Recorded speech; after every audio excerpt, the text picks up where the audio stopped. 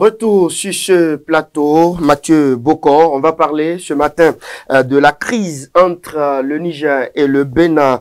Et le quotidien Matin Libre titre ce matin, crise Bénin-Niger, Cotonou-Niamey, ça se tend et se détend. Oui, la crise, telle que vous l'aviez dit, paraît plus profonde, telle qu'on aurait imaginé. On pensait qu'on était déjà à notre espoir au bout du tunnel, mais malheureusement, à chaque semaine ou à chaque mois, on assiste encore à un nouveau rebondissement. Personne ne pourrait imaginer à ces déclarations, en tout cas inquiétantes, de la part de chef de file, justement, de l'armée Abdourahmane Tiani, qui a cru que le Bénin reste, en tout cas, un maillon indispensable pour la déstabilisation de leur nation. En tout cas, selon ses propos. Moi, je pense personnellement que ceux qui en pâtissent, justement, à la douleur, à cette crise-là, ce sont les populations. Et malheureusement, c'est ce que on assiste.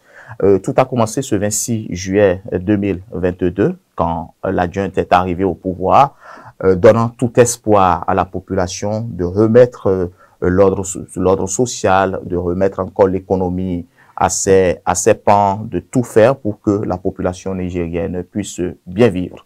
Je pense personnellement que 2 ans après, ce n'est que on tire le drap de son côté. Et chacun, en tout cas, en ce qui le concerne, le Niger qui va accuser le Bénin qui va répondre au Niger. Je pense que l'objectif premier, selon moi, les autorités nigériennes pourront beaucoup plus se concentrer sur les conditions sociales, les conditions de vie de la population et savoir que nous sommes condamnés pour vivre ensemble, quelle que soit la situation, quel que soit ce qui adviendra, c'est-à-dire que le Bénin a besoin du Niger, le Niger a besoin du Bénin, le Niger a besoin du Mali, etc. Parce et le Bénin joue sa partition. Et le Bénin joue déjà sa partition.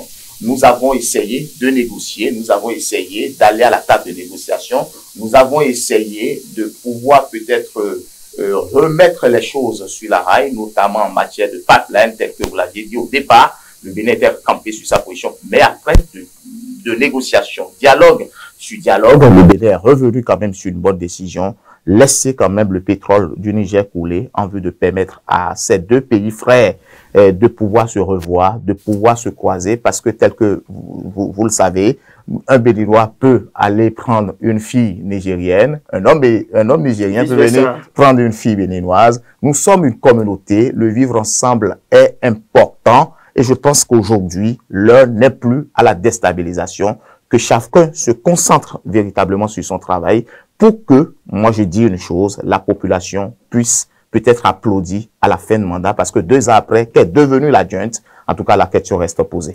Mathieu Bokor, pendant ce temps, les frontières restent fermées. Oui, évidemment, parce que les frontières restent fermées, la situation reste difficile. Vous-même, vous savez que depuis 2 ans, c'est difficilement de peut-être atterrir au Niger, de pouvoir transporter les marchandises, etc. Vous savez que le Niger reste aussi un maillon essentiel pour l'économie béninoise, depuis un certain moment, nous n'assistons plus à ces mouvements de commercialisation, voilà, de partenariat, etc. Mais ce que je dis, il est important que les autorités, à chaque niveau, d'accord, qu'elles se trouvent, que ça soit au Bénin, que ça soit au Niger, qu'ils peut-être se revoient, qu'ils rediscutent et que peut-être chacun puisse se remettre en confiance pour permettre et quand 2 éléphants se battent, ce sont les zèbres qui en pâtissent à nos populations de pouvoir bénéficier franchement de ce qui advenait entre nos autorités précédentes et aujourd'hui, parce que moi je dis, la crise Niger qui est là, ça ne dépend pas des populations béninoises ni du Niger, mais je pense qu'aujourd'hui, il faut que chacun puisse mettre la balle à terre, mettre de l'eau dans son vin pour que chacun de son côté puisse en bénéficier.